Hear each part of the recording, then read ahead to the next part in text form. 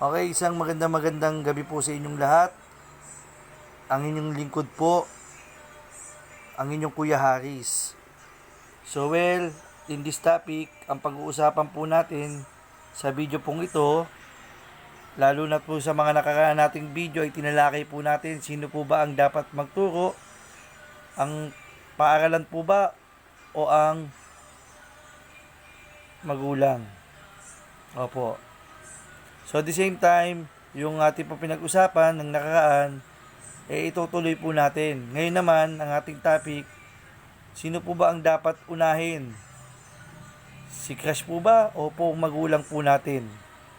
Ayun po ang ating pag-uusapan. Number 1. Number 1 po.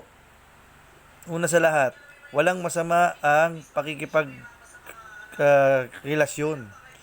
Kung tayo naman po ay humahanga po sa iba po nating kakilala o yung mga kaklase natin o kung sino man, wala pong masama. Pero meron pong tamang paraan o tamang proseso dyan sa mga ganyang bagay. Lalong-lalo na kung meron pong ipinapagawa po sa atin ang ating pong mga magulang, so dapat po natin ding sundin.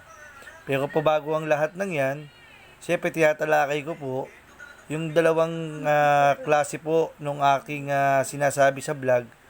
Siyempre una sa lahat, ang aking pong sinasabi sa inyo, unahin nyo po yung inyong tinatawag po na mahalagang bagay, yung pag-aaral po ninyo. Ayun po. At unahin nyo rin po ang inyo pong mga magulang. Bakit kamo? Kasi yung dalawang bagay na yan, na kapag sinunod po natin ng ating mga magulang at inuna natin ang ating pag-aaral, mapapabuti po at mapapawasto ang ating pong kinabukasan.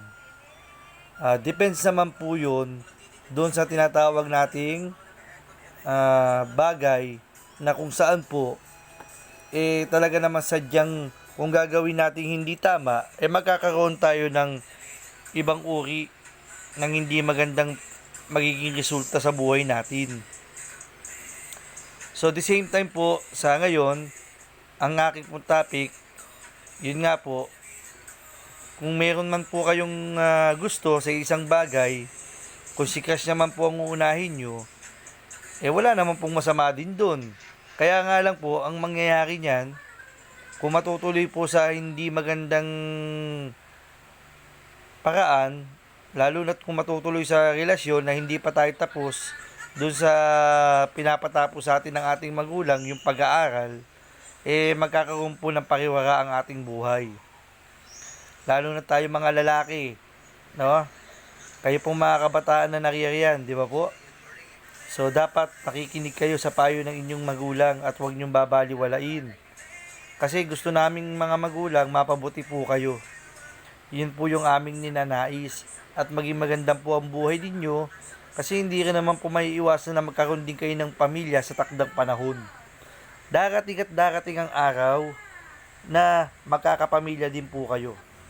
Opo. Pero but the worst, ang ika nga ang sabi, nasa huli po ang alin? Ang pagsisisi. Yun po ang aking sinasabi sa inyo. Kaya po kayo mga kabataan po, sa mga nakikinig po sa aking vlog, dapat po unahin din ang ating magulang. Yan ang pinakauna-una nyo gagawin bukod kay crush.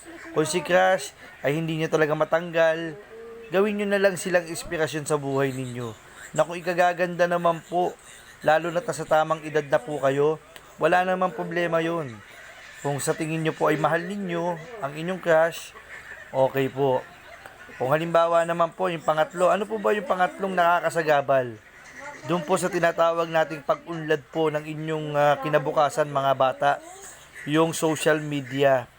Una sa lahat, yung social media, depende pa rin po. May mga aral po yan. Diba? Mayroong masama, number 1, may masama, may mabuti. Ano yung masamang maidudulot ng social media? Una sa lahat, yung tinatawag po nating hindi tamang paggamit. Ayun po, baka na iba, na-involve sa iba't ibang uri ng illegal na gawain. At pangalawang sinasabi ko po sa inyo, yung tinatawag po nating scamming, 'di ba? Ayan. O posting sa social media na kung saan hindi naman dapat tularan, ginagaya po natin. Ayan, isa pa yan. Yung mga social media, yan po ay dapat nakahanay lamang dun sa tamang gawain o gagawin. Kaya wag natin